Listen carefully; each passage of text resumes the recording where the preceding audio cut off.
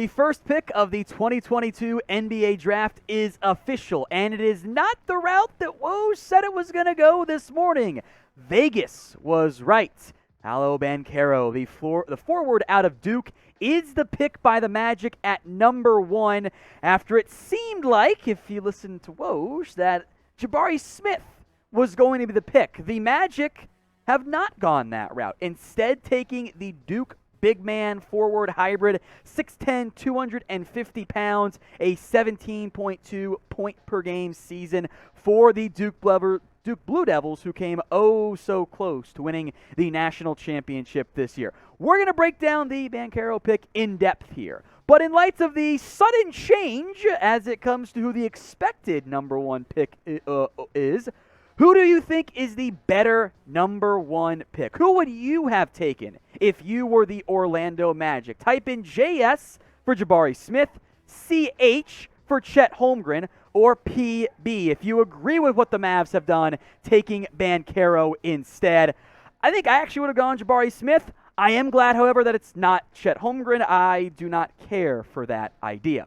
Banchero has the upside to be a true dominant number 1 player on offense for your team. The player who everything kind of revolves around. Not to the same extent as some of the other notable players out there in the NBA, the stars, so to speak, but it is significant for Banchero. 17.2 points per game, 7.8 rebounds. He is a versatile scorer who does offer a smooth jump shot despite not being the same level of premier shooter that even Jabari Smith was. I think the number 1 concern as it relates to Banchero is around the defensive end. And we're going to go in depth on that in his scoring, in his playmaking ability. That's a little bit more impressive than I think Jabari Smith is, than the Chet Holmgren, who's just way too skinny for me. He is, I think, one of the better players, not the outright best player, in terms of making difficult shots from an offensive perspective. He is not a perfect prospect. There is not one. It really comes down to what's your preferred style. I think Jabari fits the modern-day NBA stretch 4. Banchero can be the guy for you on offense. And Chet Holmgren's the skinny guy who's going to dominate in 2K because he can shoot, and he's big, and he's skilled, but there are some pretty big-time concerns from that standpoint. So grade the pick. We're far from done in our conversation on the number 1 selection of Banchero. A, B, C, D, or F. I know that producer Coop is a big-time fan of Banchero. He gave it an A. He's his number 1 guy. He's my number 2 guy behind Jabari Smith, so I think a B is fair, at least as far as I'm concerned. But we want to hear from you, the audience. So grade the pick for me. A, B, C, D, or F. If the ad break comes on YouTube, perfect timing. Head down there and let me know.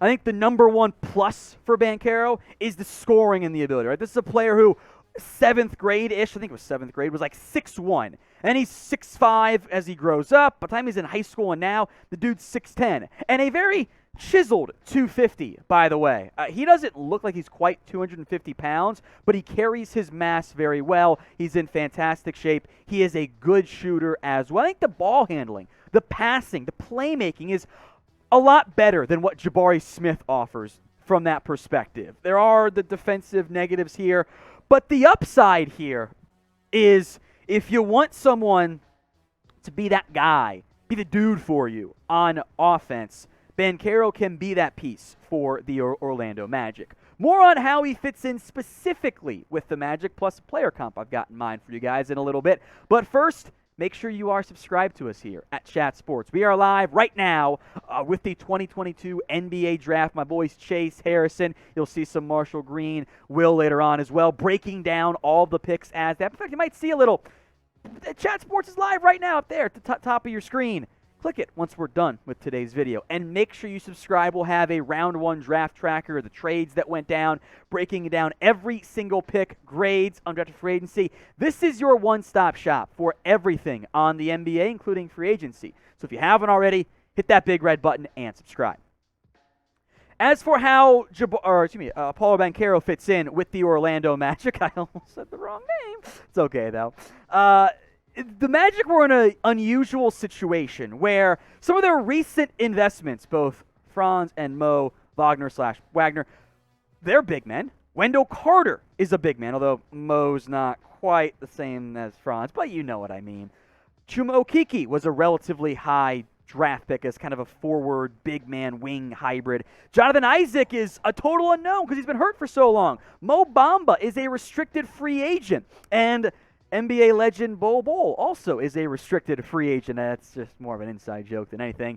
I think the Magic had to take the best player on their board. With the number 1 overall pick, need goes out the window. Not that need is anywhere near the level of draft implication as it is for the NFL draft. In the NBA, you're taking the number 1 overall pick. Yeah, you would have maybe preferred like a top-tier guard to be in this year's class, but who cares? You take the best player. Clearly, Orlando believes Banchero is the best player in this class. I've got actually 2 player comps in mind for him, some higher and lower ends there.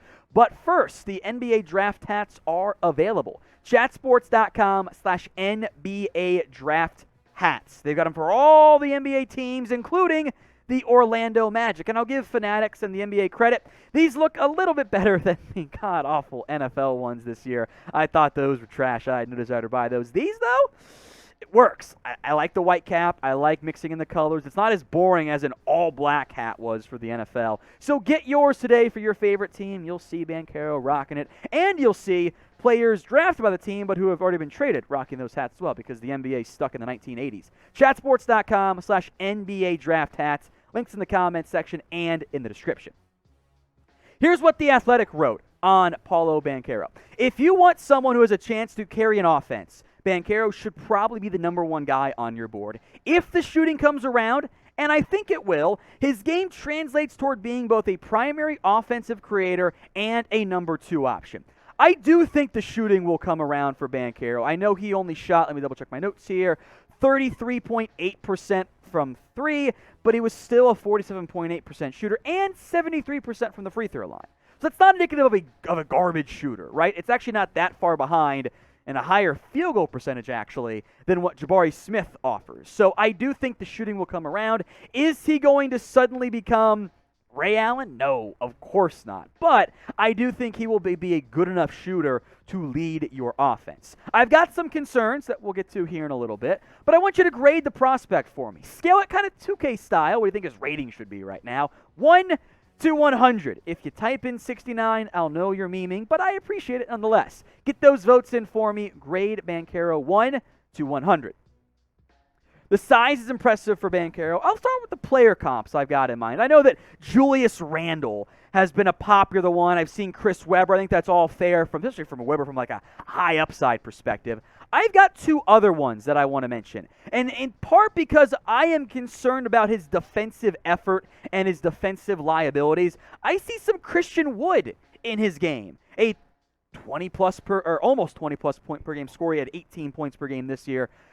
Offensive dynamite, offers some good passing ability, but there were defensive lapses and effort issues. And I think that was in particular shown during the NCAA championship game. North Carolina attacked Banchero on the defensive side of the ball, and it didn't go very well for him. So defensively, he's got to step up. Good news for the Magic, they've got other bigs. They've got guys who will be able to handle the defensive workload from that standpoint. I'm going to focus on offense. Other player comp I've got for you, I think this is kind of more of a higher upside pick too. How about Domantas Sabonis? Sabonis offers great passing. He's a good rebounder and very similar builds as well from a height, weight, and I think length perspective as well. Sabonis averaged almost 19 points per game this year. That's not that far from what Banchero offered at Duke, although I think the scoring will go up. I would not be surprised if when we sit down 3, 4, 5 years from now as Banchero continues to grow and develop and emerge into a premier player, if the draft pick hits, if he's a 20-point per game guy, which is a little bit more rare for a big man, but I think for the Orlando Magic's perspective, they're going to lean heavily on Banchero to score and score in abundance as he grows and grows as a player down in Orlando. Now, if you made it all the way through this video, you guys are awesome. I appreciate that. If you are a real one and you liked what we did with our Banchero reaction to the Magic selecting him at #1 overall, like the video for me right now.